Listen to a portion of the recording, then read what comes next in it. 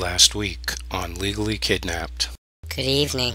Our top story this week. Kids' eyes have been blacked out of the school yearbook, and parents at a school in England are banned from taking any pictures of their kids' Christmas play because the headmistress, Vicky Parsley, fears that children's faces will be superimposed on obscene internet images, thus effectively branding all parents as pedophiles. In Vermont, massive glitches in the new computer system at the Department of Children and Families is causing delay for a massive number of Vermonters. In Minnesota, workers are complaining of high caseloads and cramped workspace, as some of them are using closets to hold private conversations, while at the same time experts are scratching their heads as to why child abuse rates have gone down in Minnesota. In Texas, there is growing concern over the overrepresentation of African Americans in the foster care system because 16% of children under the age of 18 in Houston are black. They make up 57% of the foster care system. And many adoptive parents in Texas are complaining about the lack of information, saying that the agencies withheld information about the child's past, such as violence and sexual abuse, that was later mimicked. In Washington, foster and adoptive parents are unable to get crucial health care histories of the kids in their care. In Illinois, a group of parents have won class action status in a suit to maintain in-home care for the children once they reach the age of 21. And a watchdog group is going to investigate the deaths of 6 children in recent years at Alden Village Group Home for Children with Disabilities. In Pennsylvania, the governor signs Monday's bill to protect children in foster care from abuse. In Maine, the state's Child Development Services is $13 million over budget. And the state of Oregon is finally going to investigate child abuse in their foster care system. At the request of Congress, the Government Accounting Office is seeking information regarding the psychiatric drugging of foster children outside of federal regulations or the accepted medical standards of practice. And in Chicago, the removal of children's cough medicine from the shelves leads to a reduction in visits to the emergency room. The UN is accusing Israel of violating the UN's Convention on the Rights of the Child. And in New Zealand, 3 boys who were lost at sea for 50 days are rescued alive, surviving on a dead seagull and rainwater. In Australia this week, a real grandmother is pissed because the child protective industry passed her over for a couple of gay foster parents when looking for a home for the children. And in Queensland, many foster children are missing out on basic health care. In England this week, a senior British diplomat who leads NATO in Afghanistan said that Kabul is a safer place for children to grow up than Britain's major cities. And to back him up, according to Ofsted inspectors, the child protective industry is failing children in 10 councils. And of course, there isn't much they can do because they're all broke due to the increase in child snatching since the death of baby P. A British judge proposes taking children away from mothers who refuse to allow them visitations with the fathers. The Manx social care minister has vowed to investigate claims of bullying by social workers in his department, and a survey reveals supervision deficiencies in the field of social work. In Canada, some protesters from Ontario are demanding that the ombudsman be given the power to look into operations of the Children's Aid Society. And cutbacks cause kids to languish while waiting for mental health care. In this week's Foster Crimes Report, a former Minnesota foster parent and teacher is sentenced to 25 years in jail for producing and possessing child porn. In Michigan, a foster mother rejects a plea deal and is sent to trial for murder. A DHS supervisor from Arkansas gets arrested for sexually abusing a foster child. As it turns out, a former California baby stealer who was found guilty of attempting to extort money from a real parent to make false accusations go away had a previous theft conviction. And a 3-year-old foster child from Mississippi dies in a motel room in Arkansas from unknown causes. Teen Mom star Amber Portwood officially loses custody of her baby to Gary in the child protective industry. In New York, CPS actually admits that it screwed up when social workers convinced a judge to sign a removal order for a kid who hadn't even been born yet. In Texas, a homeless person steals a car and realizes that there was a kid in the back, so he returns the car and scolds the parents for bad parenting. And a woman is suing a Texas judge for 17 years of back child support. In Louisiana, 6 siblings who were separated through the foster care and adoption system spent Thanksgiving together for the first time in 46 years. In Indiana, a father loses half-time custody of his child for questioning his religious faith. And finally, tonight, the United States Transportation Security Agency wants to see you and your children naked, fill you up, and re-traumatizes those who suffered abuse in the process. For these stories and all the latest dirt on the child protective industry, visit www.legallykidnapped.com. And until next week, this is Baby LK,